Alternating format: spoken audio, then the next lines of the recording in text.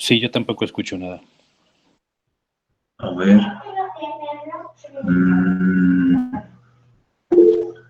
Y creí que era mi internet. No, yo creo que es el de él. Entonces voy a echarle una llamada para, para avisarme, estamos escuchando.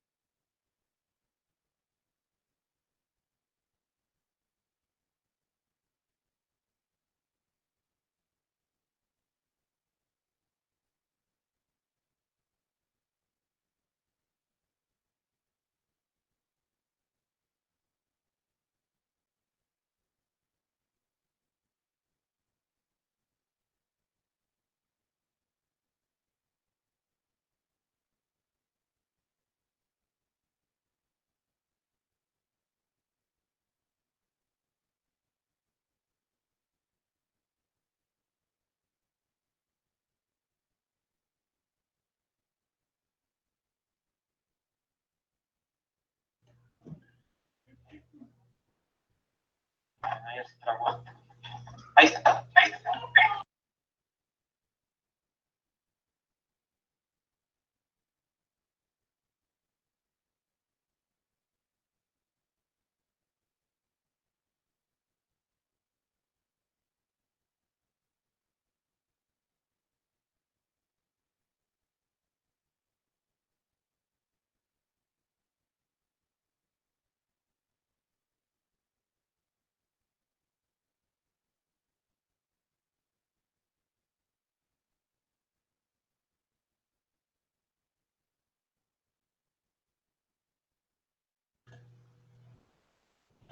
Gracias, compañeros. Le sugerí que saliera y vuelva a entrar. Vamos a darle entonces tiempo para que regrese el actuario.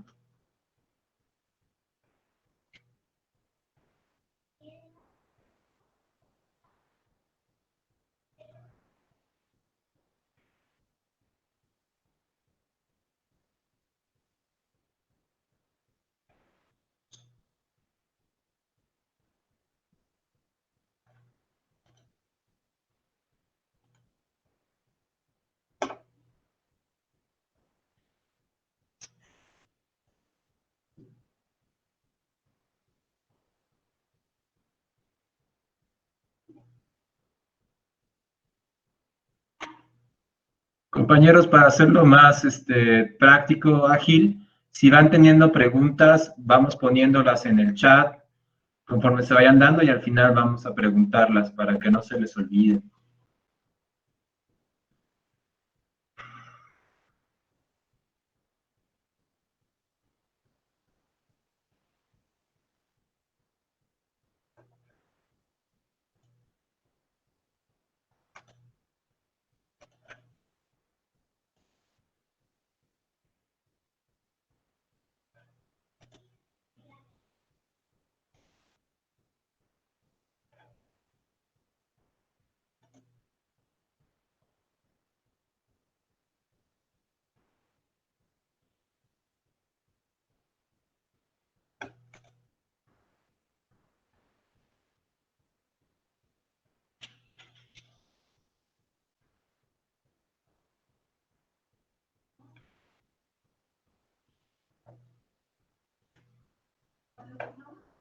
Excelente, Marco, ya te vemos.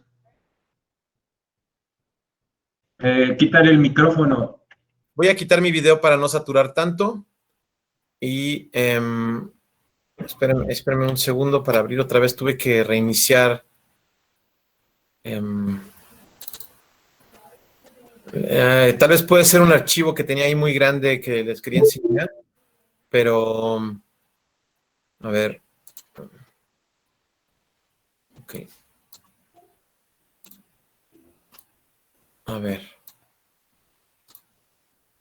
Ok.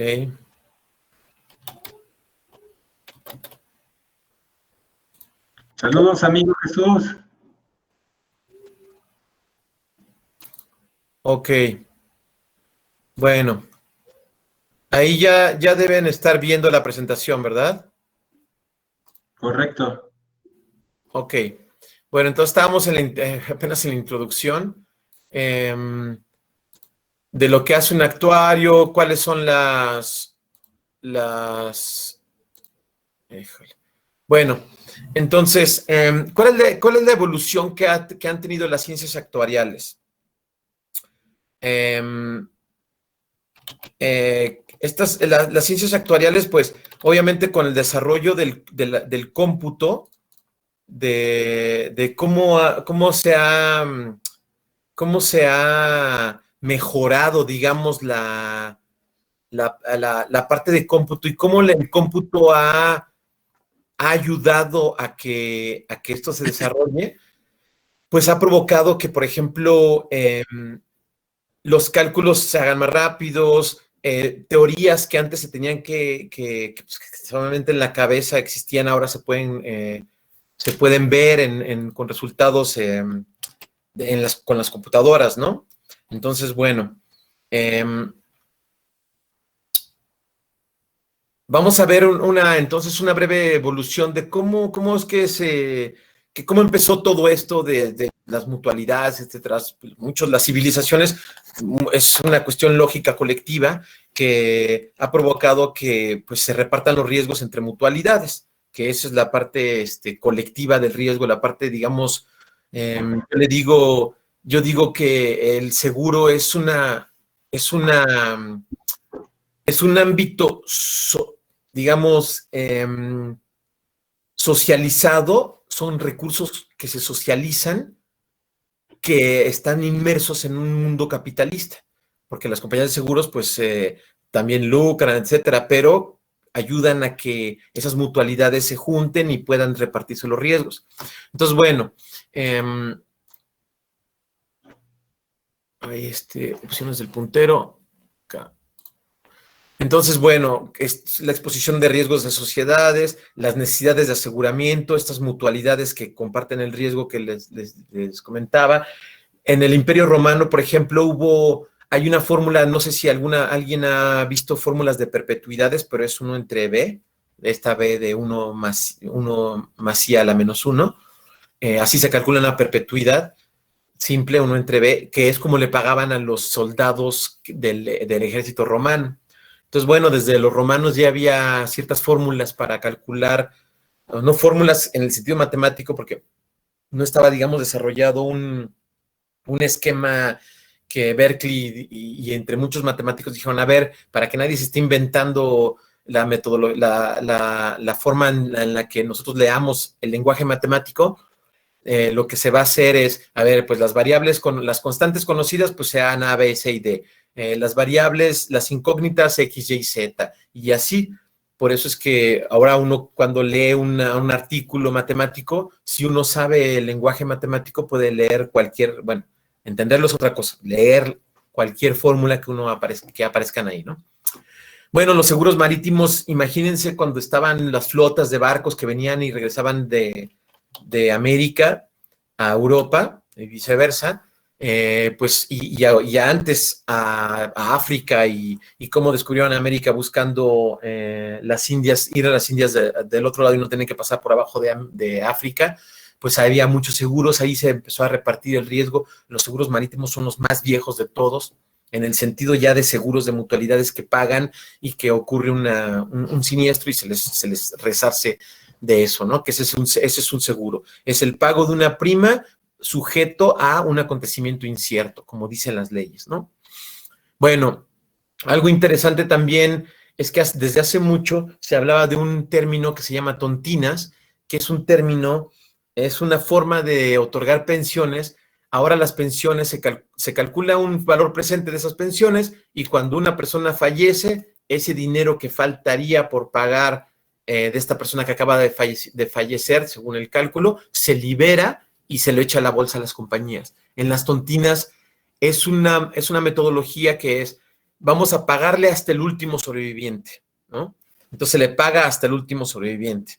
Entonces, digamos que esa se podría ser una alternativa ahora de lo que está sucediendo en el mundo con respecto a las pensiones, a la modificación de las pensiones que han querido, han querido saber porque cómo mejorarlas, porque las pensiones siguen siendo muy pocas, las tasas de interés están bajando, la esperanza de vida está subiendo, entonces es un cálculo que ha hecho muy difícil que sea atractivo el sacrificio del consumo de joven para usarlo en la vejez. Pero bueno, ahora, ¿qué es lo que se busca? Básicamente en el mundo, en los regímenes nuevos de la regulación, lo que se busca es que haya mejores estimadores. ¿Qué significa un mejor estimador? Pues como en más o menos en estadística se habla, para los actuarios que ya hayan tomado estadística, se habla de que sea un estimador insesgado, que sea un estimador consistente y ciertas características matemáticas, estadísticas que producen que algo sea o algo se califique como un mejor estimador. En las leyes se estipula qué es un mejor estimador, más adelante lo vamos a ver, y cuáles son las mejores medidas de riesgo de las cosas que podrían pasar además del valor esperado. Bueno, entonces, como les decía, la evolución y el uso de tecnologías ha hecho que antes había, y todavía ahora se siguen usando modelos deterministas, o sea, modelos que con fórmulas se llega a un cálculo, y modelos mucho más sofisticados que te dicen, mira, pues lo que te va a pasar, el valor esperado está aquí, pero te podría pasar acá, acá, acá, con cierta probabilidad, ¿no? Entonces, bueno, ¿qué se ha hecho aparte de esta evolución? Pues que se han homologado criterios, se han hecho muchos estudios, hay la Asociación Internacional de Actuarios que conglomera a todas las asociaciones del mundo, actuariales, estudios que se han repartido entre muchos actuarios, entonces de alguna manera se han homologado muchos criterios en esto, ¿no? Que ha ayudado mucho también aquí, yo como regulador, yo fui regulador 12 años aquí en México y 2 años en Perú, las regulaciones son muy buenas porque han empujado al sector, al mercado, a que se tecnifique con respecto a una visión actuarial, porque vamos a ver más adelante cómo la parte actuarial es muy importante en una compañía de seguros. Y, por ejemplo, matemáticos como Halley, que digamos, desarrolló una primera tabla de mortalidad, Halley, el del cometa Halley, era un matemático físico que desarrolló una tabla de mortalidad. Lundberg, bueno, Bernoulli, que ya pues hasta una función de distribución ahí que se llama Bernoulli. Lundberg, que empezó, es por ahí por 1900, a principios del siglo XX, 1905, por ahí. Todavía obviamente no había computadoras. Y Lundberg calculó una cota que se llama cota Lundberg, o cota, no recuerdo, pero es un estudio desarrollado por él en papel, donde pone una cota máxima de lo peor que le podría pasar a una compañía de seguros. Entonces, digamos, Lundberg es uno de los actuarios muy, muy importantes que se alcanza a ver tantito en teoría del riesgo. Teoría del riesgo es una de las últimas materias que se dan en la carrera, ojalá la puedan tomar, que es como la cereza del pastel de todo lo que uno aprende, matemáticas financieras, cálculo, estadística, probabilidad, todo se junta en la teoría del riesgo. Ahorita lo vamos a ver muy, muy, muy breve. Entonces, por ejemplo, esta es la fórmula de un peso pagadero hasta una temporalidad N, que es el valor presente de ese dinero por la probabilidad de que suceda ese evento. O sea, la probabilidad de que una persona de edad de X sobreviva K años más. Entonces, si viéramos una línea de tiempo, veríamos X más 1, X más 2, X más 3, X más K y hasta acá X más N. Entonces, es una sumatoria de esto. Esto es un valor esperado, porque es multiplicar la probabilidad por un cierto valor, que es un peso traído a valor presente. Si es una misma cantidad por siempre, pues esto se puede factorizar y se factoriza una renta. Pero si hubiese una renta que creciera o que se modificara con respecto a cada momento en el tiempo, se tendría que meter aquí. ¿Ok?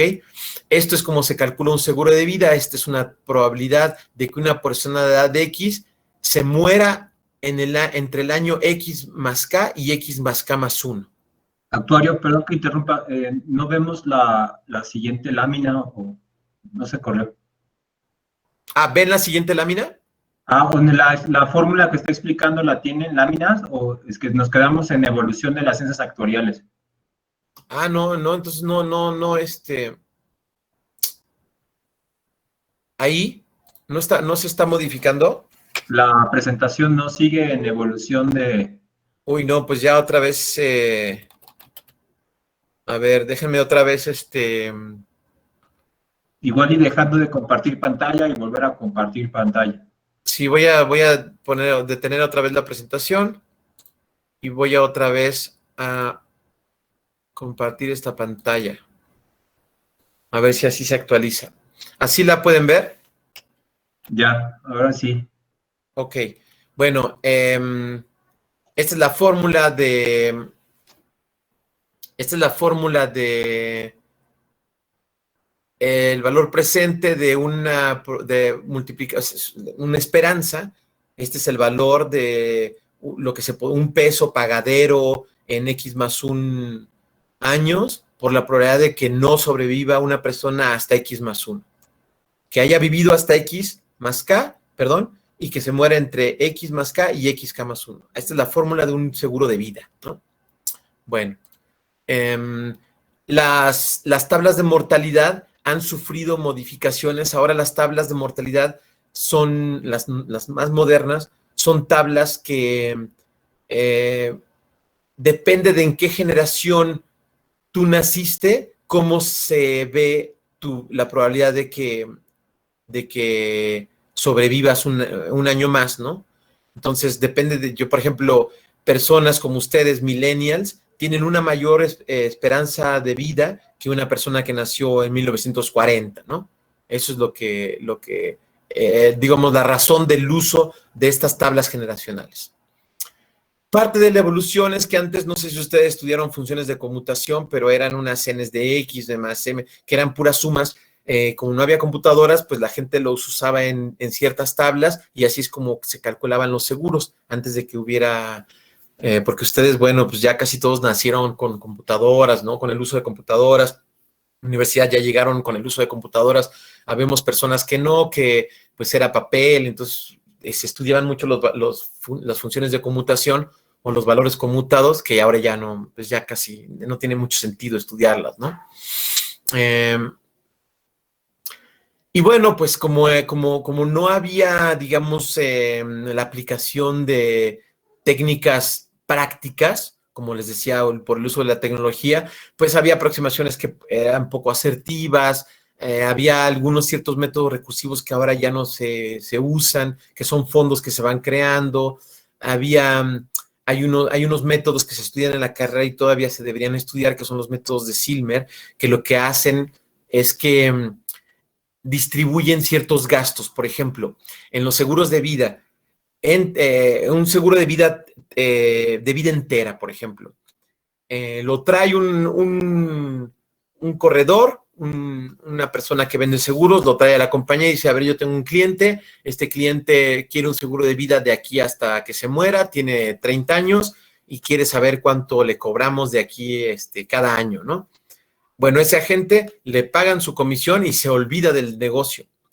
Esa comisión que se le paga a un agente al principio de la negociación, lo tienes que recuperar en el tiempo. Entonces es un método como, digamos, un método de depreciación, pero que tiene que ver con probabilidades. No son métodos de depreciación financiera como cuando se calcula, cuando uno lee en matemáticas financieras y se pregunta, oye, ¿cómo hacemos para depreciar esta máquina? Tiene tanto de vida, dividimos entre cuánto nos costó entre el tiempo de vida o algo, una vida actuarial o lo que sea, y se divide y se va constituyendo cómo se va gastando ese dinero de tal manera que cuando se termine su periodo de vida tengas el dinero suficiente para reponer el bien, ¿no? También había métodos retrospectivos, que esos ya bajo regímenes modernos de solvencia 2 ya no aparecen. Hay un principio muy importante que es el principio de equivalencia, que se usa prácticamente en todos los seguros, sean de corto plazo, de largo plazo, de vida, de accidentes, de cualquier seguro. ¿Y qué es? Es una forma en la que uno iguala las obligaciones de la compañía con las obligaciones del asegurado. ¿Cuáles son las obligaciones del asegurado en esta fórmula? Sí están viendo la fórmula, ¿verdad? En esta fórmula que ven aquí, si ustedes esta anualidad la pasan para acá, significaría que va a pagar esta prima por toda la vida de esta persona. Y esta prima o esta cantidad va a ser igual a este seguro de vida. Entonces se igualan las obligaciones de la compañía con las obligaciones del asegurado, se despeja el valor de la prima y se obtiene pues ese valor, pero este valor está, digamos, en un principio de equivalencia como una igualdad de esperanzas matemáticas, ¿ok? Estas esperanzas matemáticas, cuando llegas a aplicar estos seguros, pues no son esperanzas que van a ocurrir, son, es precisamente el nivel esperado, pero en un fenómeno aleatorio, como ustedes deben saber por sentido común, y si alguien ya estudió la parte estadística por sentido común, un nivel esperado, pues no necesariamente lo vas a obtener porque pues conlleva a un fenómeno aleatorio, entonces le puedes atinar, puede ser que el valor sea menos o puede ser que el valor sea más. ¿Qué es la parte moderna de esta evolución de las ciencias actuariales que está en congruencia con todos los regímenes modernos de regulación, con la teoría, etcétera? Es el cálculo de flujos futuros. Estos flujos futuros, así es como se calcula, por ejemplo, un instrumento financiero, así es como se calcula un seguro de cualquier seguro se calcula con flujos.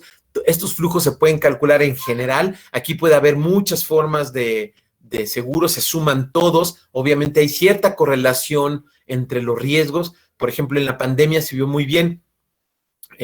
Subió el riesgo de salud, el riesgo de caer en un estado de enfermedad por COVID o consecuencias del COVID, pero se disminuyó por la misma pandemia o los efectos de la pandemia o las políticas de pandemia, se disminuyó el riesgo de accidentes automovilísticos, se disminuyó el riesgo o la exposición y por eso el riesgo de tener un auto y andar en auto, entonces el riesgo de auto se disminuyó, entonces hay ciertas dependencias, para no llamarle correlación, porque las correlaciones, el término correlación en términos matemáticos se confunde con un punto cuando uno utiliza regresiones o sistemas lineales o no lineales, pero básicamente son regresiones, y lo que se observan son estas correlaciones, que es un punto, pero no sé si alguien ya ha estudiado cópulas, y que lo que estudian las cópulas es la dependencia de dos o más fenómenos aleatorios, ¿no? Entonces aquí puede ser la suma de fenómenos aleatorios.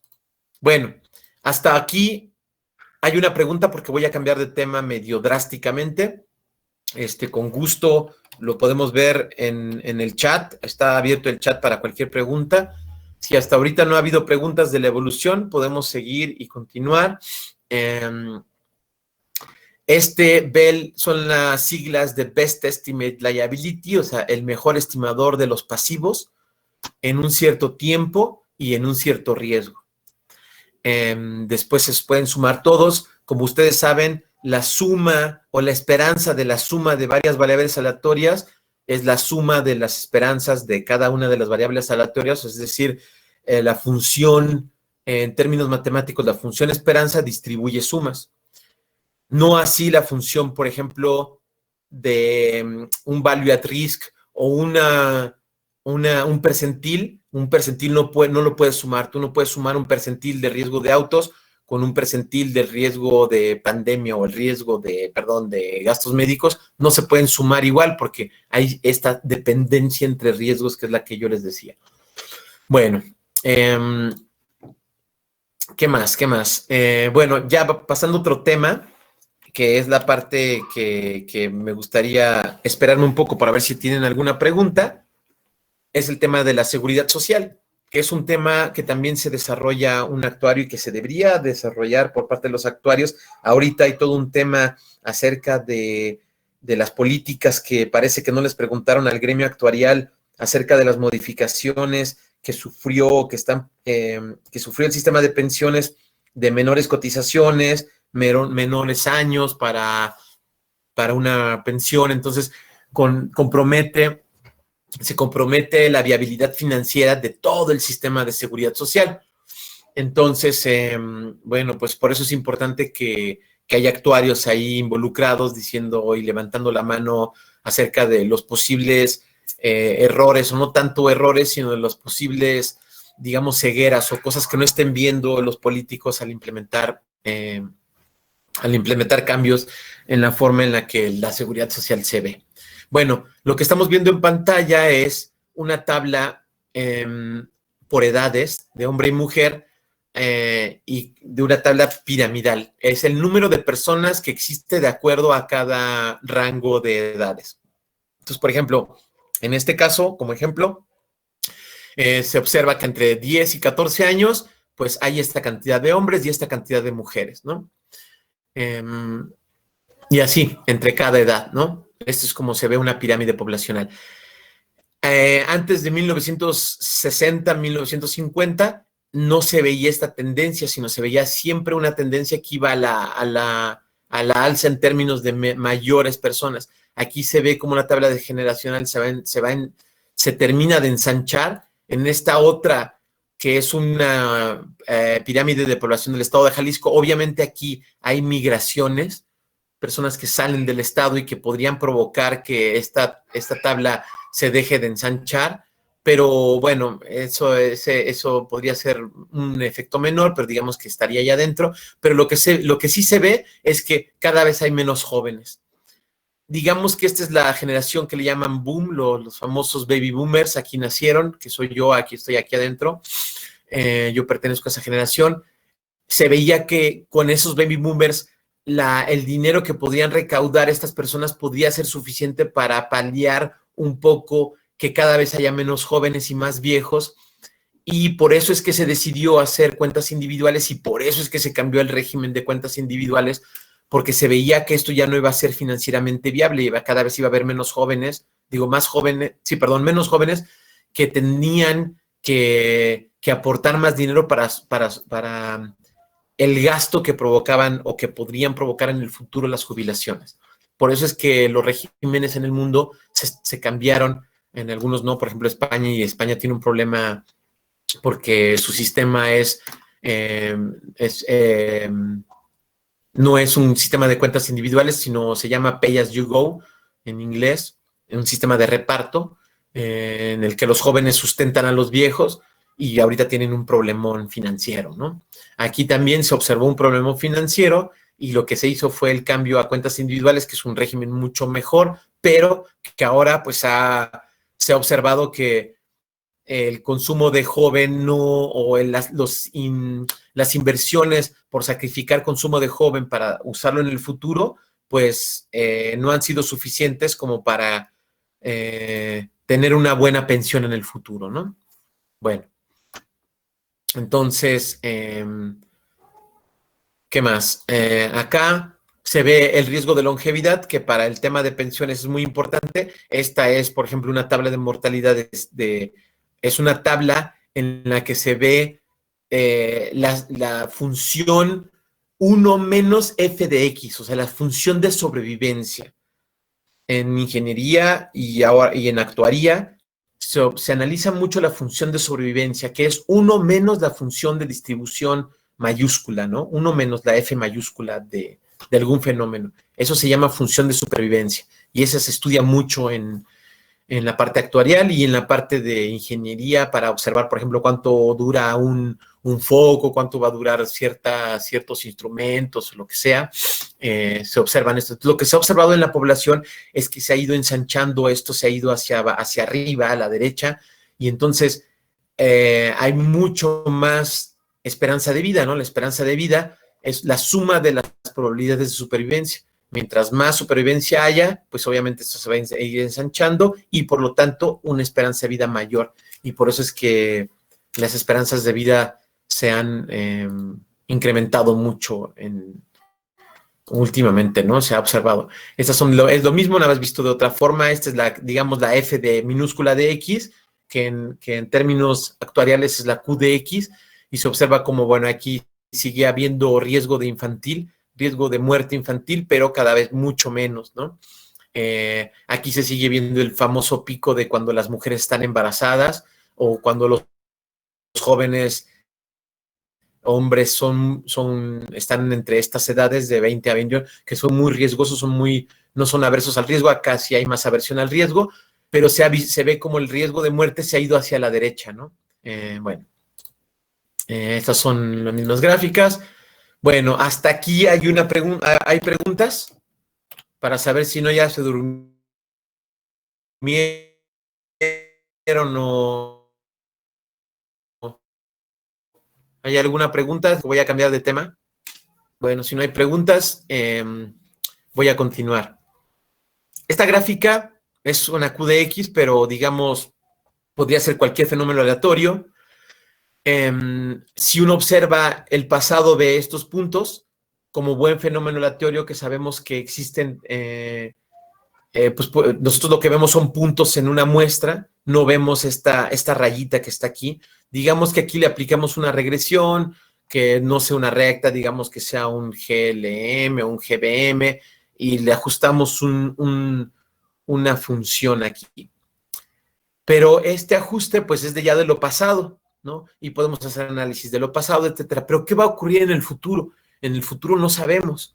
Entonces, bueno, en regresión, por ejemplo, en econometría, lo que se observa es, se observa, por ejemplo, el ruido blanco, ¿no? El famoso ruido blanco, que lo que se ve es cómo se distribuye cómo se podría distribuir en el futuro este fenómeno bajo varianza constante y bajo la distribución de que los errores, estos errores de estos puntos a esta línea, estos son los errores, de estos errores que observamos en el pasado, que son errores aleatorios, cómo es que si esos errores se distribuyen normal 0,1, pues se produce un ruido blanco. Pero esos errores, cuando uno estudia econometría, pues se va viendo que esos errores pueden distribuirse de diferente manera, entonces, por ejemplo, ahí es cuando entran otro tipo de modelos, etcétera, ¿no? Entonces, bajo la perspectiva moderna, lo que se pretende es que los actuarios lo que veamos es hacia el futuro. Entonces, digamos que nosotros estamos en el tiempo TP y queremos ver qué va a pasar en el futuro. Y entonces, bueno, podríamos decir, bueno, miren, el valor esperado en el futuro, en el tiempo T más lo que sea TP más esta cantidad, va a ser esto. Pero esto está sujeto a que el fenómeno aleatorio, pues, tenga probabilidades de estar aquí o acá, depende de cómo lo veamos, nos va a ir bien. Si es una probabilidad de muerte, esto en seguros de vida es muy malo, pero en pensiones esto sería muy bueno en el sentido de utilidad, ¿no? No bueno que se mueran las personas o que vivan mal, sino en el sentido de financieros, ¿no? De una población. Pero también digamos que esto es un VAR o un value at risk o una medida de riesgo con respecto a esta media. Esta sería la media. Mientras más lejos nos vayamos, la varianza va siendo mayor, obviamente, en cualquier fenómeno aleatorio eso se va a observar. Entonces nosotros podríamos decir en el futuro, bueno, esto es igual que las trayectorias que vemos casi todos los años, ahora con más frecuencia, porque aparentemente los fenómenos aleatorios, los fenómenos meteorológicos han ido en aumento en intensidad y en frecuencia, pero digamos que es la trayectoria de un ciclón, y esto es lo que lo ya ha pasado. Si ustedes ven en esas mapas, dicen, bueno, podría irse por acá en términos de promedio, pero también podría irse hasta acá y hasta acá, incluso podría irse más allá, pero con una probabilidad ya muy, muy, muy pequeña, ¿no? Pero se puede ir para acá, ¿no? Entonces, digamos que estos son los famosos intervalos de confianza que uno determina cuando estudia estadística y probabilidad. Bueno,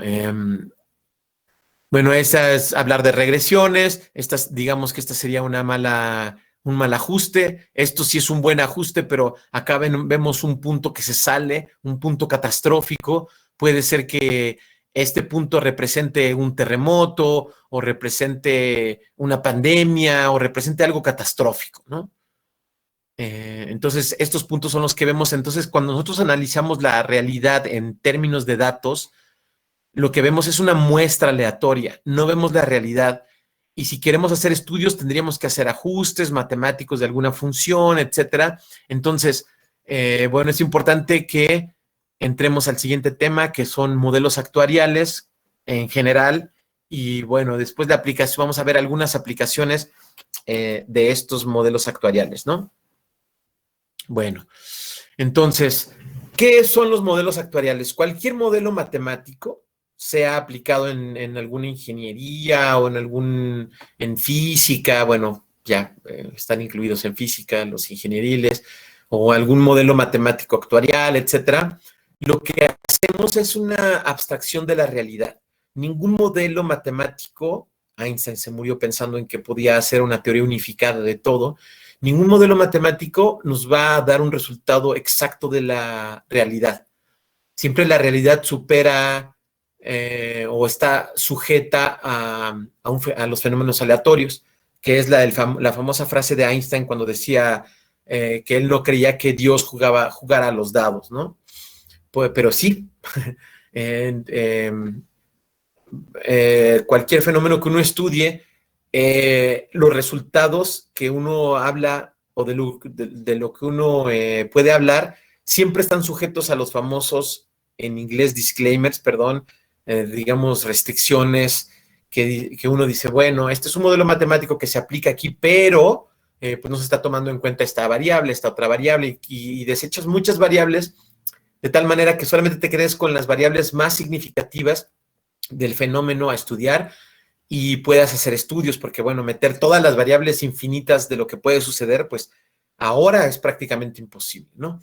Entonces, lo que hacemos los actuarios, los científicos en general, es que traducimos problemas del mundo real usando estos modelos y los resultados los usamos para interpretar. Mal hacen algunas personas, algunos científicos incluso, en decir, bueno, estos son los resultados, sin decir de dónde vienen, cómo se calcularon, bajo qué supuestos.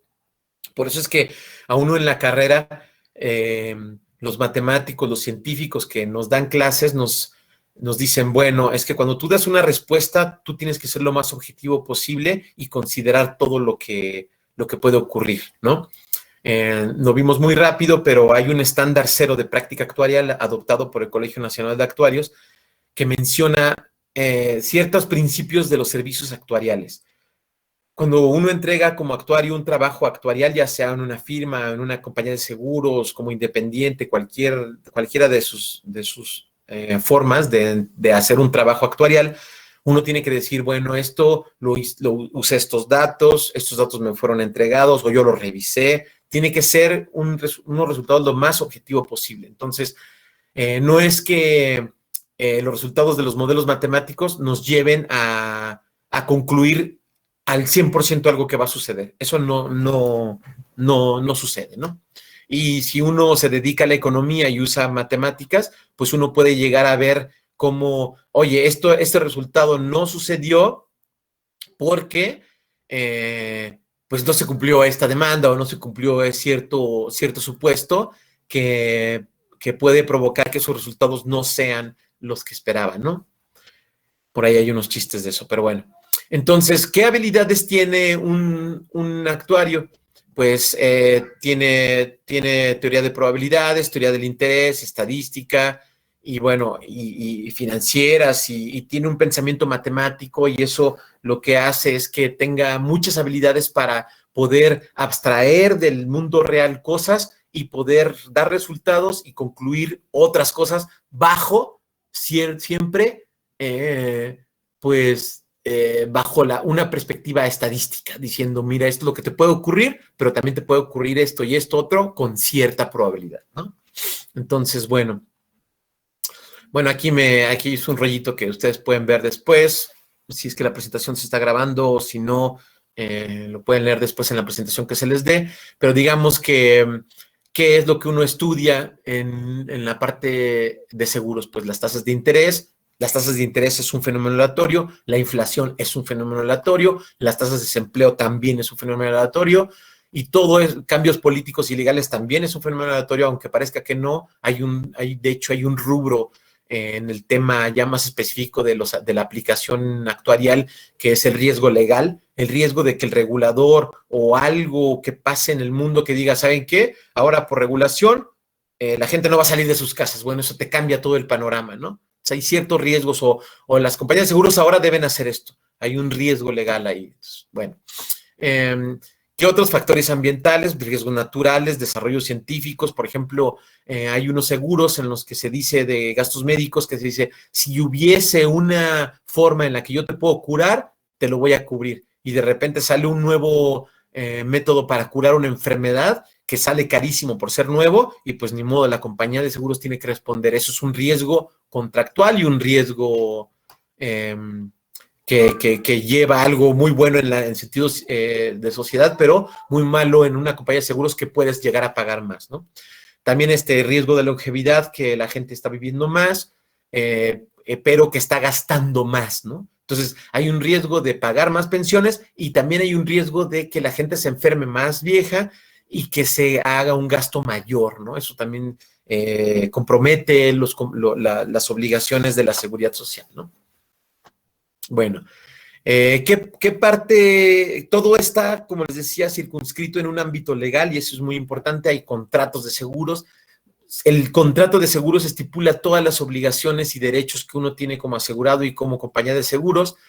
Y también existen otras leyes que digamos que están basadas o que se basan estos contratos en esas leyes que son muy importantes. Hay leyes que van más allá o metaleyes, digamos, en un ámbito actuarial, que son el Código de Comercio, el Código Marítimo, muchas otras leyes que también se tienen que tomar en cuenta para evaluar los riesgos de las compañías, ¿no?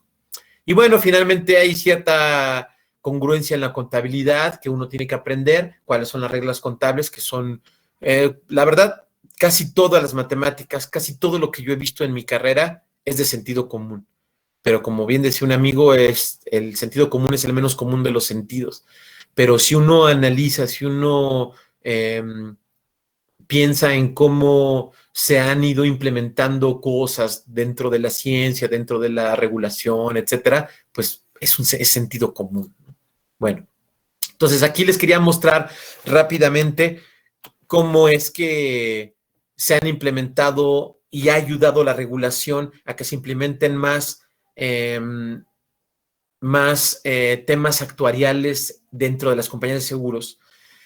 Hay un régimen que es el régimen de Solvencia II que se ha platicado desde hace más de 20 años, que tiene que ver con el riesgo de desviación en los niveles esperados.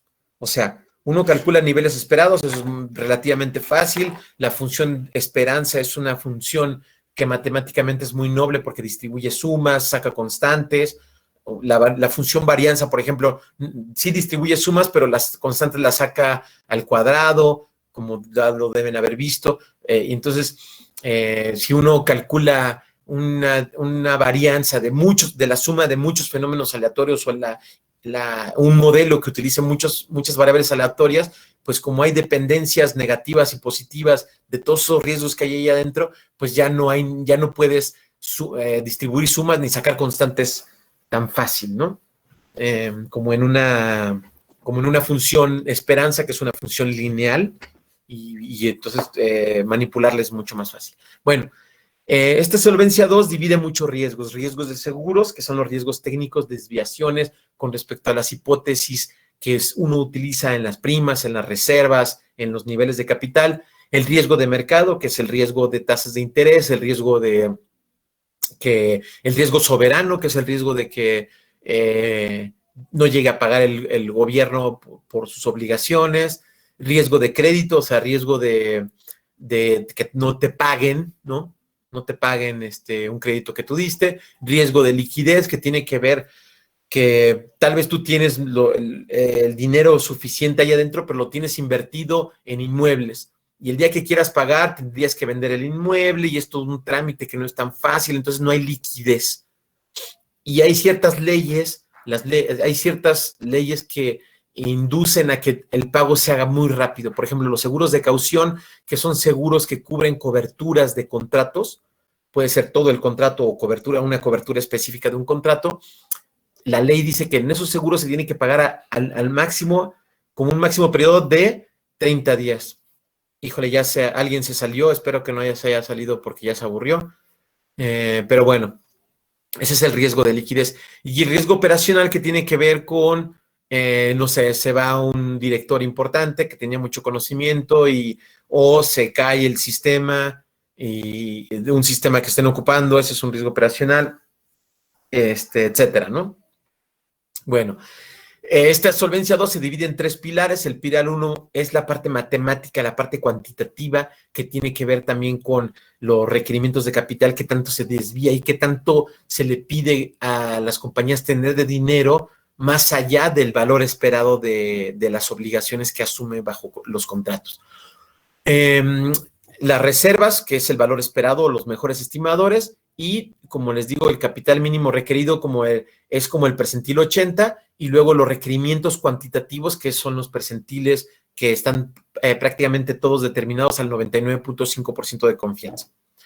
Y el pilar 1 también habla sobre las inversiones, que tanto inversiones como reservas, hay un concepto que se llama mark to mark, o mark to model, o mark to market, y es hacer que todo lo valúes con respecto al valor de mercado. Si ustedes han estudiado contabilidad, uno puede, hay valor en libros, que es cuando tú compras un bien, compras un coche y le pones la depreciación y ese va siendo el valor en libros. Pero de repente tú lo quieres vender en el mercado y o vale más o vale muchísimo menos. Ahora la tendencia actual es que todo se evalúe a mercado, tanto pasivos como activos.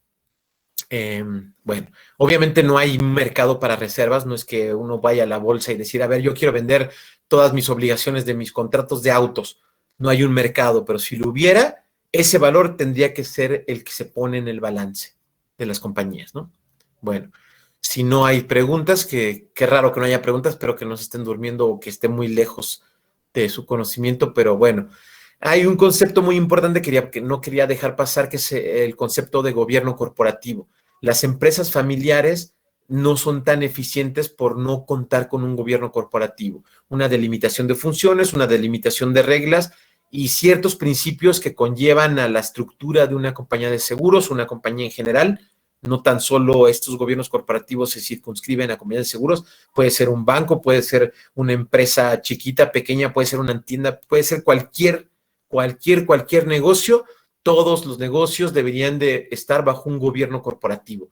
Normas, documentación, protocolos, procedimientos, políticas, todo eso debería de ser enmarcado para que no haya errores, para que se definan ciertos objetivos, para hacer eficientes a las compañías, ¿no?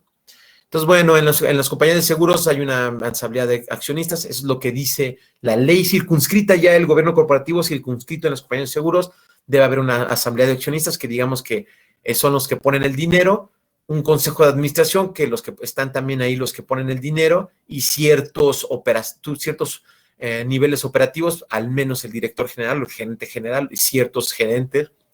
Tiene que haber un comité de riesgos que es varios profesionales se unen y se dicen, a ver, en esta pandemia, ¿cómo vamos a quedar? A ver, no, pues vamos a hacer escenarios, a ver qué tanto nos va a pegar, qué necesitamos hacer, hay planes de acción, ¿qué vamos a hacer si de repente tenemos que pagar más dinero en gastos médicos? ¿Qué vamos a hacer si hay menos exposición en autos? Entonces, hay todo un plan de acción documentado que tiene que estar analizado por este famoso comité de riesgos que le reporta al Consejo de Administración.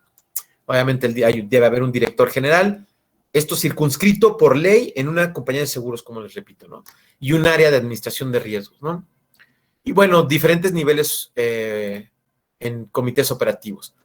Entonces, bajo esta perspectiva de Solvencia 2, este gobierno corporativo lo que tiene es una administración integral de riesgos, una contraloría interna que es la que revisa todo el proceso, una auditoría interna que también revisa todo el proceso, una función actuarial muy delimitada a ciertas actividades que se deben realizar al menos de manera anual, viabilidad de los productos, coordinación de las reservas, hablar sobre las políticas o criticar u opinar más que nada sobre las políticas de siniestro, sobre las políticas de reaseguro, sobre y niveles cuantitativos de esas políticas y de cómo se están tomando, porque un gerente puede llegar y decir, vamos a vender este año, vamos a vender y vamos a facturar $50 millones, y van todos a facturar y lo que hacen es que se meten al pasivo puros malos contratos y después sí facturaron 50 millones y el siguiente año tienen que pagar los siniestros y resulta que esos 50 millones no les alcanzó ni para pagar la mitad, ¿no? Entonces, no es que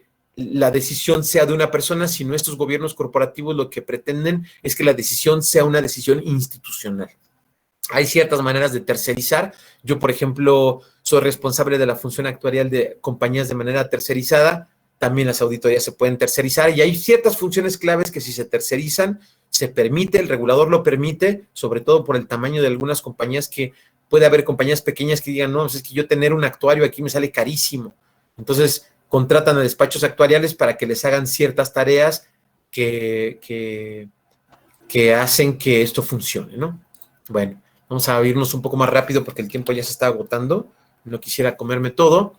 Bueno, esta función actuarial, como les decía, es coordinar el diseño y la viabilidad de los productos de seguros. Uno, cuando calcula las tarifas de un seguro, hay estándares actuariales en México ya adoptados por el Colegio Nacional de Actuarios en el ámbito de seguros, que uno debe seguir esos principios que hay ahí. Entonces, uno tiene que evaluar una prima sólida. ¿Qué significa una prima sólida? Que bajo el nivel esperado cubra todos los siniestros y también bajo ciertos niveles de desviaciones de esos niveles esperados. Obviamente, cuando uno piensa en capital, en términos de capital, si yo siempre doy este ejemplo cuando doy clases, si yo me estoy echando unos volados con alguien y yo tengo mucho más dinero, yo tengo la capacidad de perder más. Así igualito en las compañías de seguros. Mientras más capital tengan, tienen más posibilidades de perder más veces y más tiempo. Entonces, a mayor capital, menor riesgo, ¿no? Pero también el hecho de tener un capital guardado en una empresa, en cualquier empresa, pues puede ser un capital medio ocioso, porque tal vez te salga un negocio que quieras tú tomar ese capital para ponerlo en otro lado y no puedas porque está restringido a lo que el regulador te dice que debes tener como inversiones de calidad, ¿no? Entonces, bueno, es un trade-off, un cambalache entre el dinero que debe tener un lugar y el dinero que podría estar en otro lado, que vamos a ver. Hay un término que se llama costo de capital, que a las reservas, al mejor estimador, ahora se le agrega un costo de capital, que es el dinero que dejas de percibir por haber tenido requerimientos de capital que están relacionados con las desviaciones de los valores esperados, pero que el accionista debe meter ahí adentro y que no puede estar invirtiendo en alguna startup o algún nuevo negocio mucho más riesgoso, que diga, oye, híjole, yo podría estar ganando más dinero, más rendimiento en estas otras inversiones, pero lo tengo aquí medio congelado.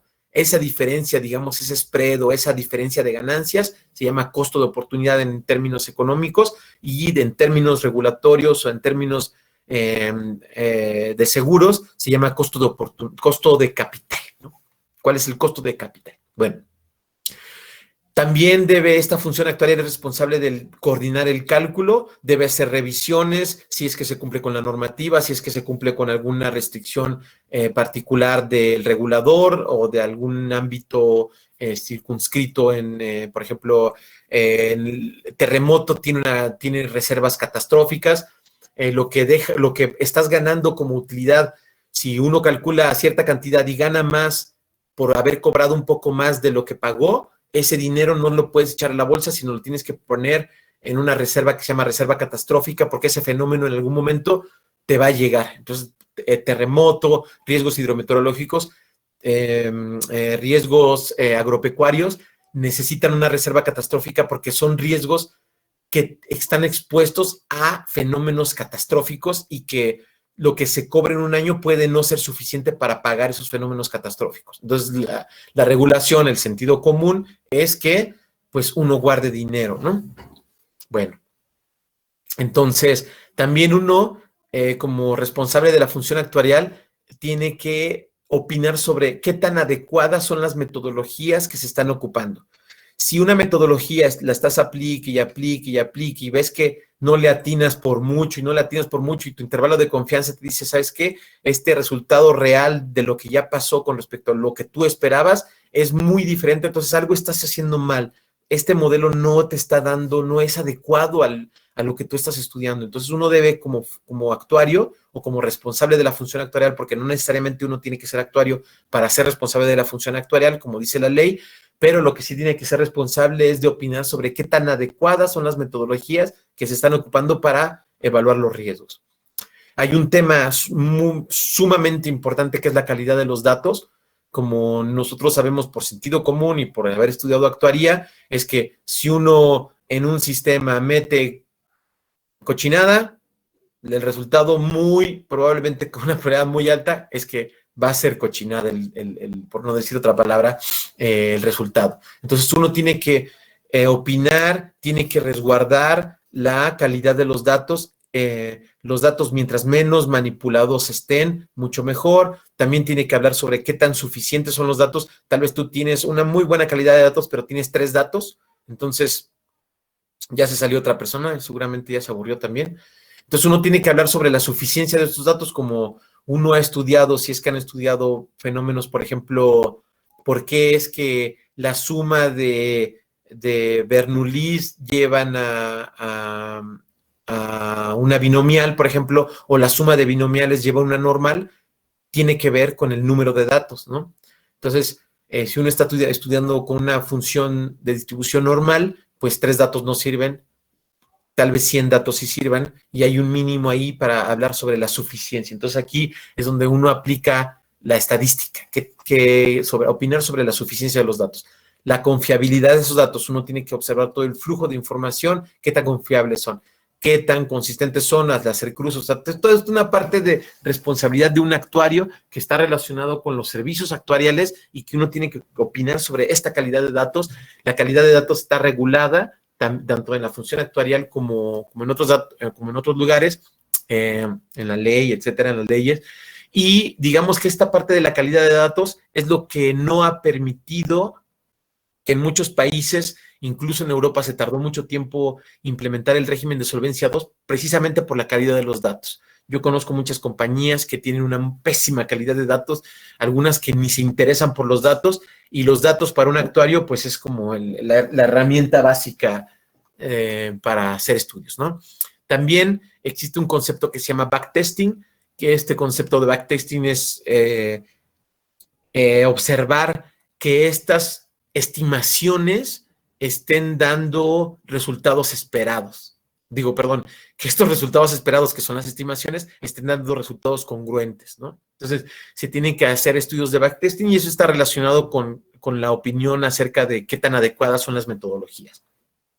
Ahora se tiene que rendir cuentas al Consejo de Administración sobre políticas, sobre todo lo que conlleva los riesgos, y esto pues ha sido algo muy importante para los actuarios, porque, por ejemplo, yo conozco muchos actuarios que son muy buenos matemáticos, pero que les faltan estas habilidades suaves que ahora se venden tanto, que es la habilidad de cómo transmitir un conocimiento complejo a personas, como en un consejo de administración, personas accionistas o a tu jefe, etcétera, cómo traducir todas estas partes matemáticas complejas a algo muy sencillo, ¿no? Entonces, bueno, ha sido todo un reto para los actuarios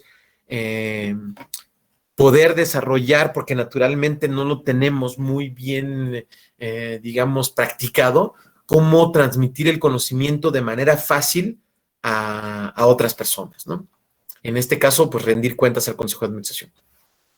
También se tienen que modelar los riesgos, perdón, a los requerimientos de capital estatutarios o a los modelos internos, porque ahora se permiten en las compañías seguras usar modelos internos, que hay modelos estatutarios, modelos que impone la normativa, la regulación, pero que uno dice, oye, es que este modelo no me aplica porque es un traje que no es a mi medida y yo quiero hacerme un traje a la medida.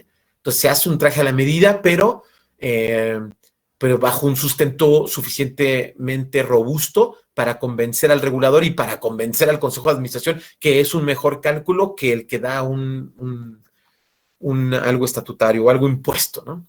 Esto también ha sido desarrollado, ha evolucionado mucho, porque antes se decía, ok, hace 50 años les decía, ok, la reserva de riesgos en curso en una compañía de seguros es la mitad de la prima para todo el año, así se decía. Y entonces nada más uno decía, había cobrado 50, si había cobrado 100, reservaba 50, así hasta el último de la vida de la póliza. Pero ahora con sistemas más sofisticados, pues digamos que la ganancia que se puede sacar de una prima es mucho más certera, ¿no? Y bueno, las pruebas de solvencia dinámica son pruebas que se hacen para ver el futuro de una compañía de seguros sujeto a lo que puede pasar, a escenarios que puede pasar. Puede ser un escenario catastrófico, puede ser un escenario de baja de tasa de interés, puede ser un escenario de que tú suponías que la frecuencia en autos, en robo de autos iba a ser el 7% y de repente se te disparó al 20%, entonces haces una prueba de qué podría pasar en un escenario financiero, en un balance financiero, qué podría suceder si hubiera una modificación en la vida o en el transcurso del tiempo de un escenario catastrófico o algún escenario que uno pretenda ver. Esas son las pruebas de solvencia dinámica que son parte de la función actuarial. Esto es parte de la regulación, lo que se tiene que hacer si uno es responsable de esta función actuarial. Y bueno, pues contribuir al sistema integral de riesgos, ¿no? Que bueno, eso es algo que es también de sentido común. Bueno, hasta aquí alguna pregunta. Estoy leyendo aquí algunos chats que bueno, no dicen mucho, pero hasta ahorita todo bien. Samuel, Viviana, Miguel, todo bien. Ok, entonces vamos a seguir. Vamos a hablar sobre estos requerimientos de capital de solvencia. ¿Qué son estos requerimientos de capital de solvencia? Bueno, como les decía, aquí digamos que esto que están viendo en la pantalla, digamos que es una función de pérdidas. Digamos que pudimos modelar de manera muy consistente, hicimos pruebas de bondad de ajuste acerca de la frecuencia, acerca de la severidad, acerca de todas las variables importantes y llegamos a una función de distribución. Digamos que estamos en el mundo ideal y llegamos a obtener una función de distribución. Digamos que esto lo que estamos viendo es una función de densidad, ¿no? Entonces, no hay siniestros negativos, sí hay muchos siniestros ceros, aquí se acumula mucha probabilidad, porque hay muchas personas, muchas pólizas que no se reclaman porque no tuvieron siniestros, entonces aquí se acumula mucha probabilidad, pero a partir del siguiente número, un peso o el número siguiente, porque todo esto es discreto, aunque aquí lo veamos continuo, comienza la probabilidad, ¿no? Llegamos a un valor esperado, que es que yo les decía, el Best Estimate Liability, o el mejor estimador. Luego un margen de riesgo que puede tener que ver con un percentil mayor. En el caso de la aplicación de Solvencia 2, en el caso mexicano, este margen de riesgo tiene que ver con el costo por tener un dinero que le llaman SCR, que es Solvency Capital Risk, que es la desviación que puede ocurrir de este valor esperado, que puede ser medida bajo un VaR o bajo un expected shortfall, que es la esperanza después de un número percentil, es la esperanza de lo que sobra en esta área de probabilidad, que eso se llama tail VaR o expected shortfall, o un value at risk, que es un percentil, ¿no? En México se determinó en este pilar 1 cuantitativo de Solvencia 2, se determinó que esta desviación con respecto al valor esperado, que se llama requerimiento de capital, sea determinado con un value at risk o un percentil del 99.5. Entonces, este es la monto de la pérdida que podría ocurrir bajo un escenario cada 200 escenarios, ¿no? ¿Qué es esto? 99.5, si hubiera nada más 99 es uno de cada 100, 99.5 es uno entre cada 200, ¿sale? Entonces, esto es lo que las compañías de seguros tienen en su balance. Es un dinero que tienen que tener más allá del valor esperado para poder cubrir desviaciones más allá por fenómenos catastróficos, ¿no? O tal vez no catastróficos, pero fenómenos que pueden ocurrir con una probabilidad muy chiquita, pero que pueden ocurrir, ¿no? Este margen de riesgo es, como les decía, si esto me lo pide la regulación y yo tengo que tener esto es un balance, estos son activos. Todo este dinero que me entra y que yo calculo un margen, un mejor estimador, en el pasivo como obligaciones, debo tener un activo que lo sustente. Entonces, aquí hay digamos que en este dinero hay atrás activos. Estos también es un dinero que cubre desviaciones que también son otros activos. Entonces, digamos que esto está, todas estas obligaciones, tanto el mejor estimador como los requerimientos de capital, tienen un un activo ahí atrás, ¿no? Que también está sujeto a riesgos, por cierto, ¿eh?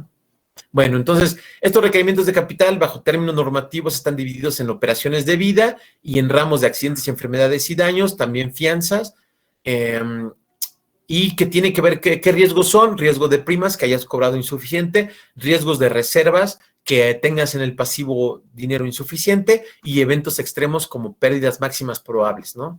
O probable maximal loss, sigas en inglés, PMLs que se conoce, ¿no? Que son eventos extremos. También los requerimientos de capital se dividen en pensiones, y los requerimientos de financieros, que ya los mencioné: mercado, crédito, contraparte que te deje de pagar el reasegurador, por ejemplo, es algo muy importante. Riesgos de concentración, que tú tengas, por ejemplo, la cuenta del IMSS y está toda correlacionada de riesgos, o que tengas en fianzas un fiado que tenga muchas obligaciones en tu póliza. Entonces la diversificación no es tan buena, y por lo tanto, si le ocurre algo a ese fiado, pues se concentra mucho riesgo, ¿no? Entonces hablan sobre los requerimientos de concentración, que es como aquí, por ejemplo, una adecuada diversificación de activos y pasivos, ¿no? Y luego algo muy importante que se estudia, que tiene que ver con los flujos, que es el riesgo de descalce. El riesgo de descalce tiene que ver con: uno calcula los flujos a futuros de cualquier, por lo general se ve en pensiones, uno calcula los riesgos a futuro, y estos flujos, pues en pensiones se van hasta 80 años, por ejemplo, ¿no? No hay activos. Si uno va al mercado financiero, no encuentra activos que den flujos hasta 80 años. Entonces hay un riesgo ahí de que en el futuro no alcances las tasas de interés con las que calculaste estos pasivos, ¿no? Entonces hay un riesgo ahí muy importante, sobre todo en las empresas de pensiones y en las empresas de vida. A ver, aquí Miguel Pizano me pone, ¿qué es lo más complicado que le ha tocado hacer como actuario? Bueno, lo más complicado es la parte ética porque como ustedes saben, o ustedes podrían imaginarse, es que las matemáticas dan para mucho. Bajo ciertos supuestos, uno puede llegar a diferentes conclusiones. Si uno, por ejemplo, piensa o dice, por no tener evidencia estadística, que la frecuencia se determina bajo una distribución Poisson, o bajo una distribución Bernoulli, o bajo una distribución X, si uno no puede aplicar modelos de bondad, pruebas de bondad de ajuste para saber si uno más o menos va ahí, porque acuérdense que las pruebas de bondad de ajuste la lógica es: yo hago 50 pruebas de bondad de ajuste, le paso todas las pruebas de bondad de ajuste que conozco, Kolmogorov, Smirnov y etcétera, todas las que yo conozco, y ninguna rechazo esa hipótesis, no quiere decir que esa hipótesis sea correcta, sino lo que quiere decir es que de todas las pruebas que tú hiciste, ninguna la rechazó. Eso es la conclusión matemática, estadística de cuando uno hace pruebas de bondad de ajuste. Entonces, si uno hace pruebas de bondad de ajuste de una Poisson y no la rechazas, pero también haces una Bernoulli y no la rechazas, entonces hay cierto criterio de usar una Bernoulli o una Poisson porque ninguna se rechazó. Es usar una Bernoulli y una Poisson en un resultado ya de dinero, ya pasado a la realidad, puede llevar a resultados muy diversos. Entonces, puede ser que el gerente general diga: oye, es que aquí queremos salir mejor en la foto, ¿no? Entonces, bájale a las reservas. Y entonces uno podría pensar: le voy a bajar las reservas, en vez de usar una Bernoulli, le voy a usar una... Entonces, esa parte que es una parte gris, tiene que ver con la ética de los actuarios. La ética de los actuarios es un tema que también está plasmado en estándares de actuariales, y que es un tema de profesionalización. Es un tema que, por ser los actuarios figuras de interés público, tienen que sujetarse a esa parte ética. Y de tal manera que pueda otro actuario observar el resultado con el que se hizo algún estudio por parte de otro actuario y decir: mira, aquí los razonamientos son congruentes, ¿no? Entonces hay cierto juicio actuarial que le llaman, que es, digamos, un intervalo de confianza que se le da al actuario para determinar un cierto resultado. Eso es lo más difícil que me ha tocado hacer. Y como regulador, lo más difícil ha sido dar poder a los actuarios porque para que no suceda esto, para que no llegue un gerente general y diga, oye, ahora estamos teniendo muchas utilidades, sube las reservas para que esta diferencia en utilidades sea menor y después la liberamos el siguiente año y nos llevamos esto a la bolsa entre nosotros y ya no pagamos utilidades, ¿no? Entonces, sí, se ha empoderado al actuario porque ahora se puede multar, ahora pues, se puede correr a un actuario, ahora se puede decirle al colegio de actuario, este actuario está mal, hay todo un código de conducta dentro del Colegio Nacional de Actuarios, hay un comité en el que se puede, hasta ahorita creo que solamente ha habido un caso, pero que se puede decir, oye, este actuario está actuando de una manera no ética. Hay un comité de ética con muchos actuarios reconocidos que determinan si es que podrían determinar bajo como un juicio, digamos, si está actuando o actuó de manera correcta este actuario, incluso se le puede deshabilitar. Entonces, bueno, eso es lo más complicado que me ha tocado hacer, porque la parte, digamos, actuarial, pues es la parte bonita, ¿no? Es saber cómo vamos a modelar cierto riesgo. Mira, vamos a hacer esto y esa es la parte importante, bonita, que me quiero apurar para ya llegar a esta parte práctica, ¿no? Bueno, esto es como vemos un balance. Aquí tenemos las provisiones técnicas, que es un mejor estimador, que es este Best Estimate Liability, que es, digamos, el valor promedio, el valor esperado de un fenómeno aleatorio, más un margen de riesgo, que es el costo por tener ese dinero de requerimientos de capital acá. Y entonces ahora sí se ve un balance, es la parte del activo y esta es la parte activo, pasivo más capital. Entonces ahora estas provisiones técnicas tienen que ver con un mejor estimador, más un margen de riesgo. Acá hay otros pasivos que pueden tener que ver con pensiones privadas o con algunas otras contratos y contratos en que se obliga a la compañía de seguros que tiene que meter en el pasivo, y todo esto está respaldado con activos. Igual estos requerimientos de capital que tienen que ver con el riesgo, el régimen de solvencia 2 es lo que te dice, esa es la conclusión, digamos, que se usa, y es a mayor riesgo, mayor dinero que debe estar en la panza de las compañías de seguros, ¿no? Bueno, pues nos quedan casi media hora, voy a irme muy rápido aquí, que es la parte interesante después de haber hecho todo un preámbulo antes, que es algunos ejemplos de cómo se puede aplicar toda esta ciencia actuarial, ¿no? Entonces, puede ser que lleguemos a tener errores muy constantes, que es que queremos hacer modelos muy sofisticados y no hay datos, ¿no? Eso es lo que pasó en muchas compañías de seguros cuando se puso se impuso el régimen de solvencia 2, que eran modelos muy sofisticados, pero no tenían datos o sus datos eran de pésima calidad, ¿no? Otra es que se aplican técnicas de manera errónea sin darnos cuenta. Por ejemplo, de repente uno dice, yo quiero usar, porque bueno, la frecuencia he visto que se distribuye Poisson. Pues eso era Poisson y ya. Y no hay unas pruebas de bondad de ajuste. Esas son aplicaciones que muchos actuarios cometen ese error de no hacer pruebas de bondad de ajuste, ¿no?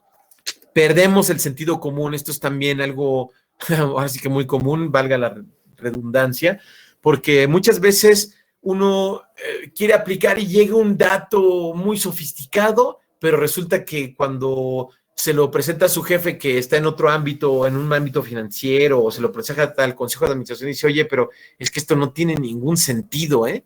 O sea, ese dato que me estás dando no tiene, o sea, sí, lo explicas muy bien y está sustentado matemáticamente, estadísticamente, pero eso no tiene nada que ver. Entonces, nunca hay que perder el sentido común, nunca hay que perder el sentido común. Pero a veces las matemáticas y las conclusiones matemáticas pueden ir en contra del sentido común. Entonces, no siempre el sentido común es en lo que uno se tiene que basar, ¿no? Bueno, muchas veces algún ejemplo muy también, como les decía, muy común es que no se puedan explicar los modelos, que uno entienda los modelos, aplique los modelos, pero cuando se los quiere uno explicar a alguien, no puede. Porque de usar términos como, sí, mira, aquí tenemos una función de distribución o una función de supervivencia, no, pues explícale a alguien eso que nunca ha pasado por una clase de estadística, pues es imposible, ¿no? O sea, hay que intentar explicarlo de una manera muy sencilla, ¿no? Y uno cuando entiende bien las cosas, en teoría debería de poder explicar de una manera sencilla esas cosas, ¿no? O no entendemos a qué se refiere un número. Por ejemplo, el 99.5, el percentil 99.5, ¿qué significa? Pues sí, es un percentil que cubre desviaciones, sí, pero ¿qué significa? Pues significa que una en cada 200 veces va a ocurrir ese fenómeno, ¿no? Bueno, o que una de cada 200 veces no va a ocurrir ese fenómeno que tú estás modelando, ¿no? Muchas veces, cuando uno constantemente aplica modelos, como buen ingeniero, porque a veces actuamos como ingenieros, que aplicamos fórmulas sin considerar los supuestos o sin llevar a cabo un análisis constante de los supuestos, es que los supuestos se pierden, se dejan ahí en algún lado y sigue uno aplicando los modelos y no revisa estos supuestos. Y finalmente, sin un buen gobierno corporativo, el actuario pues no es nada, ¿no? No se puede, en una empresa familiar, tal vez tu jefe es el operativo y le explicas a tu jefe y después llega con su hermana y le intenta explicar y dice, no, a mí no me vengas con eso no me importa. Entonces, por eso es importante este concepto de gobierno corporativo.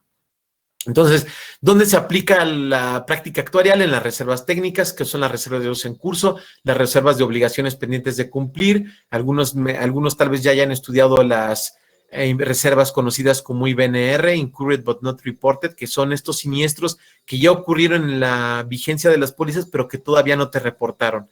Ese dinero todavía no te lo puedes echar a la bolsa porque es un dinero que te van a reclamar después. Entonces se obliga a las compañías a calcular una IBNR, que es por sus siglas en inglés, y que está dentro de estas reservas de obligaciones pendientes de cumplir. También hay reservas de contingencia, sobre todo en fianzas, que tienen que ver con también cubrir fenómenos que no se están considerando en los valores esperados. Y estos otros riesgos catastróficos, donde también hay unas reservas catastróficas, por lo general así se llaman, que son reservas de estabilización, que así se llaman en la teoría. En la práctica se llaman riesgos catastróficos o reservas catastróficas, y es un dinero que uno va guardando con las utilidades que uno va generando de las primas cobradas y de los menos los siniestros que ha pagado, y va acumulándose mucha cantidad de dinero para que si ocurre un fenómeno catastrófico, por ejemplo, un terremoto, una inundación o etcétera, un fenómeno hidrometeorológico, tenga uno dinero para poder solventar eso. ¿Qué más está dentro de la práctica actuarial? Pues los contratos de seguros y reaseguros, porque si uno, por ejemplo, asume riesgos y esos riesgos los reasegura al 100%, el único riesgo que tiene ahí es que el reasegurador no le pague, pero riesgo de desviación no tiene. Los riesgos, los métodos actuariales tienen que estar bajo estándares de práctica actuarial y ser registrados con el regulador, cosa muy importante porque el regulador aquí en México es muy bueno, no así en países como Perú, Colombia, donde el regulador no tiene tanta base actuarial y entonces hay mucho más margen. Aquí no, aquí los actuarios que trabajan en la regulación por lo general son actuarios muy versados en el tema y convencerlos a ellos si uno no tiene bien determinados los conceptos, puede ser algo muy trabajoso, ¿no? Bueno, estos importes recuperables tienen que ver con reaseguro y, como les decía, ahora la parte moderna es la proyección de flujos tanto de ingresos como de egresos. Y otro concepto que también se nos va es que todo fenómeno tiene que ser estimado bajo riesgos homogéneos. O sea, el ejemplo que pongo para entenderlo muy bien es que si uno tiene grupos de basquetbolistas y grupos de personas, digamos, con enanismo, y uno quiere sacar un promedio de las estaturas, pues el promedio no representa ni a uno ni a otra población, ¿no? Entonces, lo que se hace es dividir las poblaciones y hacer estudios sobre esa división de poblaciones de riesgos homogéneos. Eso también se olvida. Y bueno, el famoso backtesting, ¿no? ¿Qué más? Cuando uno evalúa las reservas de corto plazo, por lo general se usan triángulos y estos triángulos se llaman métodos estadísticos. No sé por qué, bueno, sí sé por qué, porque atrás de estos métodos estadísticos hay funciones de distribución y uno lo que pone aquí es o pone la suma asegurada o pone la prima o pone la exposición, tiempo de exposición, kilómetros o cualquier medida de exposición. Aquí puede ser suma asegurada o prima. Y aquí va acomodando los siniestros conforme se van reportando. Entonces, ¿qué quiere decir? Que todas las obligaciones del año 1 se ponen aquí. Estos son los siniestros que ocurrieron en el año 1 y luego estos son los siniestros que ocurrieron en el año 2 correspondientes a las obligaciones que se asumieron en el año 1.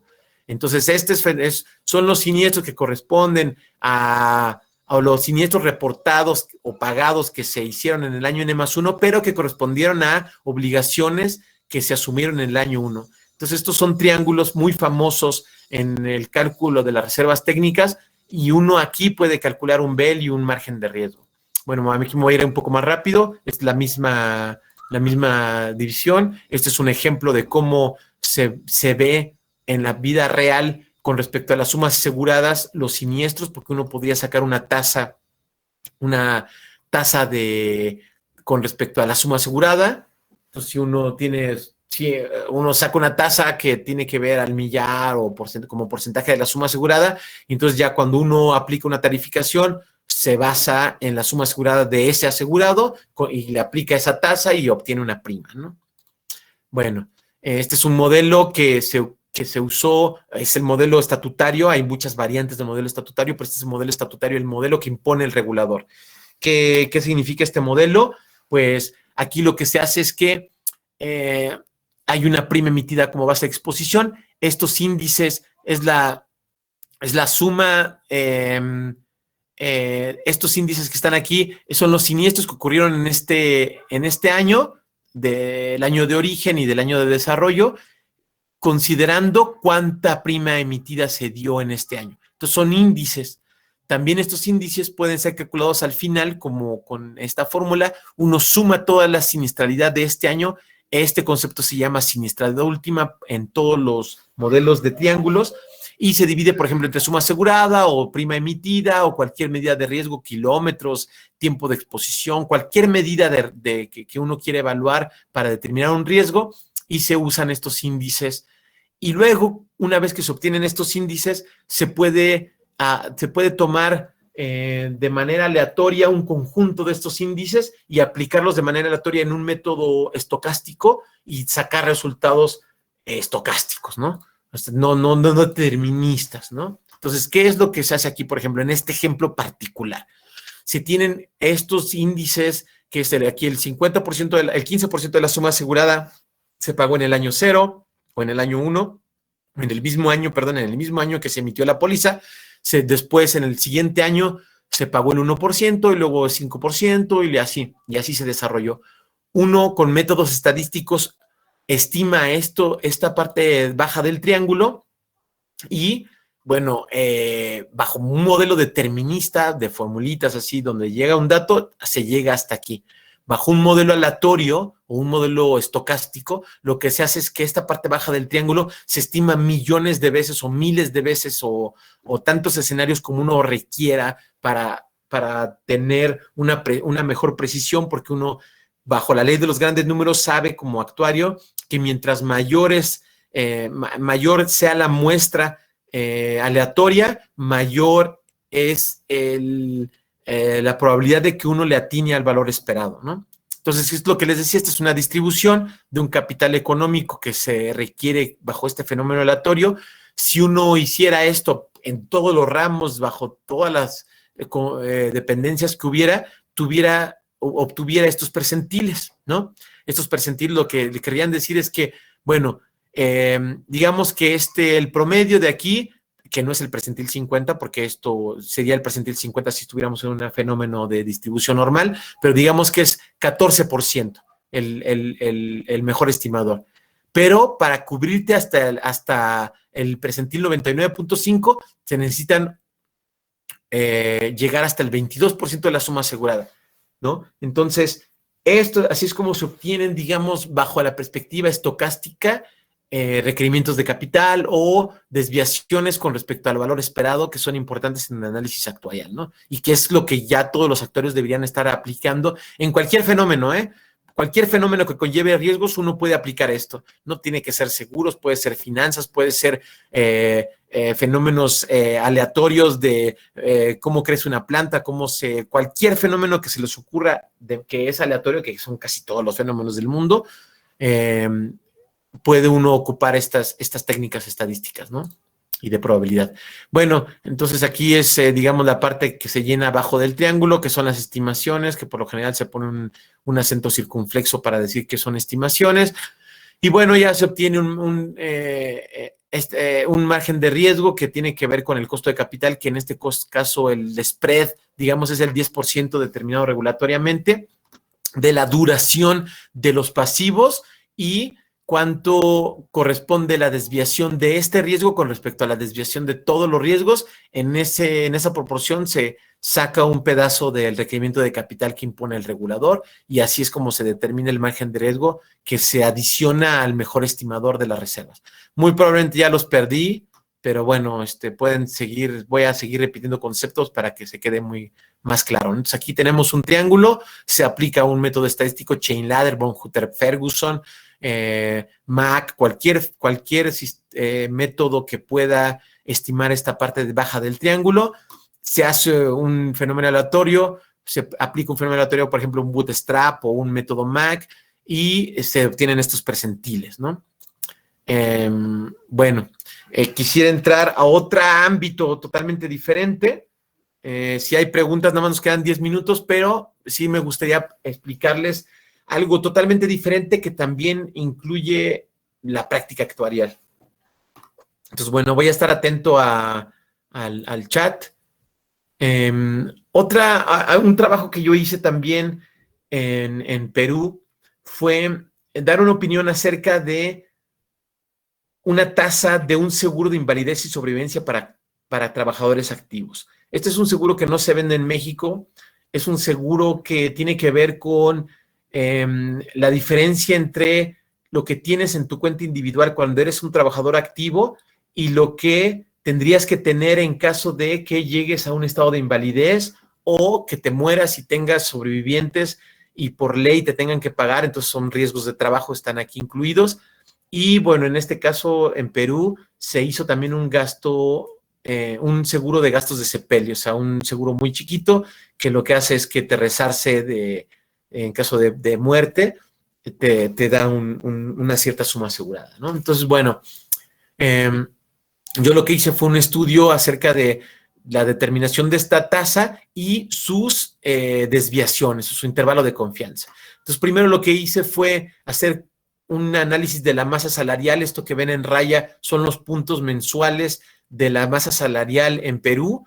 Obviamente son ciclos, como la economía son ciclos, aquí son ciclos y se ve muy bien. Aquí yo le apliqué una regresión lineal, aunque se podría hacer una serie de tiempo porque es evidente que hay ciertos ciclos, pero bueno, como la R cuadrada me quedó del 94%, ya no me preocupé por hacer un análisis mayor. Pero digamos que en un análisis mayor esto se podría hacer una serie de tiempo y tener un pronóstico a futuro mucho más adecuado, ¿no? Bueno, aquí lo que hice ya fue, de todo esto es un escenario. Ese es un escenario, ya no me voy a clavar, pero digamos que este es un escenario con respecto, tomado de la información histórica. Creé muchos escenarios, este es solamente uno, y este escenario tiene una regresión acá que ustedes ven azul, otra regresión, estos picos que ustedes ven los hice más suaves con un promedio móvil que está de este lado. Este promedio móvil es esta raya naranja que ustedes ven acá, y se quitan muchos picos porque cuando uno tiene observaciones mensuales puede ser que esté dando muchos saltos. Entonces, cuando hace uno promedios móviles, baja o suaviza estos picos, y acá abajo, esta raya de puntos que se ve aquí abajo es la regresión de estos datos ya suavizados. Si ustedes ven acá, en el pronóstico es mayor la regresión en datos suavizados que en otros datos. Aquí las R's cuadradas no me quedaron tan bien, entonces se podría hacer un análisis mucho mayor, pero bueno, no lo quise hacer porque los resultados me quedaron muy bien.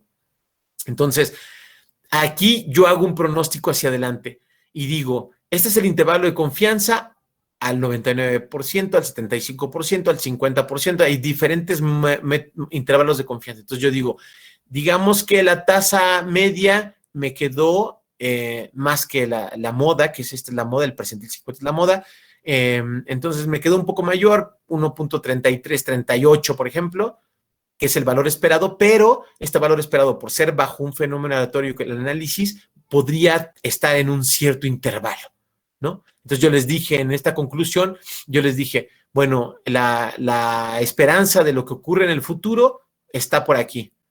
¿Qué es lo que puede peor pasar en un escenario de una vez cada 200 años o 200 pólizas o 200 X? Es este percentil 99.5. Entonces ese fue el resultado que yo les di y bueno, resultó muy bueno porque las compañías de seguros ganadoras de la licitación de ese seguro en Perú cayeron dentro de ese resultado, ¿no? Entonces, bueno, este es otro ejemplo de una compañía de nueva creación con pocos datos y que hizo un análisis acerca de cómo es que se puede hacer un análisis de la frecuencia y de la severidad, ¿no? Entonces, por lo general, la frecuencia se toma como el número de siniestros entre el número de expuestos.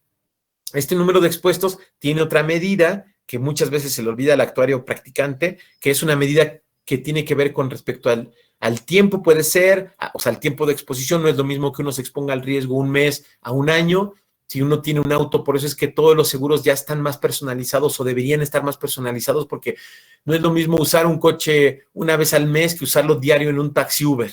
Entonces hay una exposición mucho mayor al riesgo.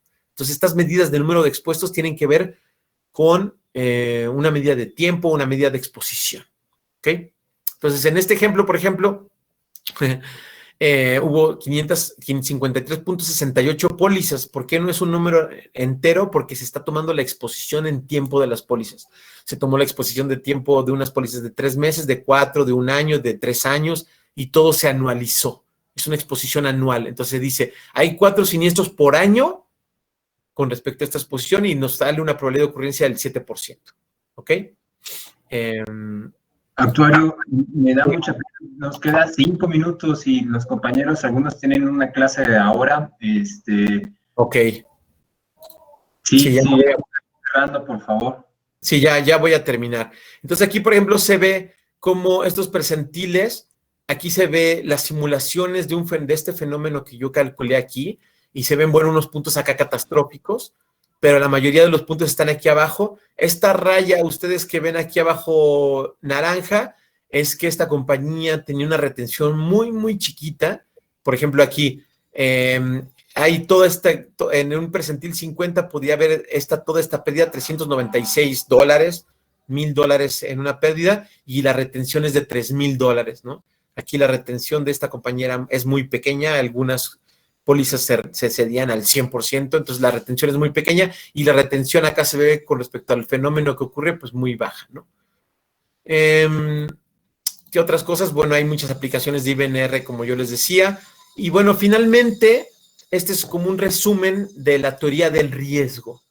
Entonces, uno lo que estudia en actuaría es la suma de todos los siniestros posibles, desde el siniestro de la póliza 1, el siniestro de la póliza 2 y así, pues estos pueden ser ceros, siniestros ceros, y es la utilidad que tiene que ver con este dinero. Yo tenía este dinero al principio, este es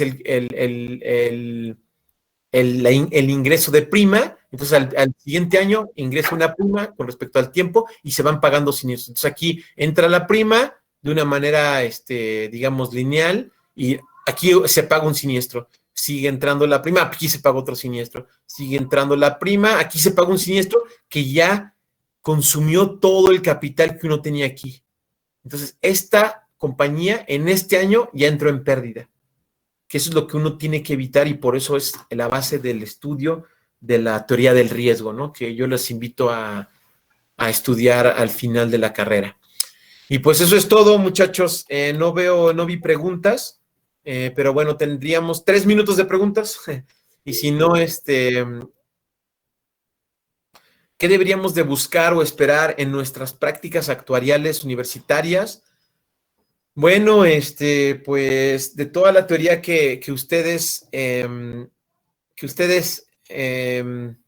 tienen, pues yo lo que les podría decir con respecto a esta inquietud, esta pregunta, ¿qué se debería esperar? Pues depende de lo que uno pretenda hacer, ¿no? Hay un área de oportunidad muy grande, hay seguro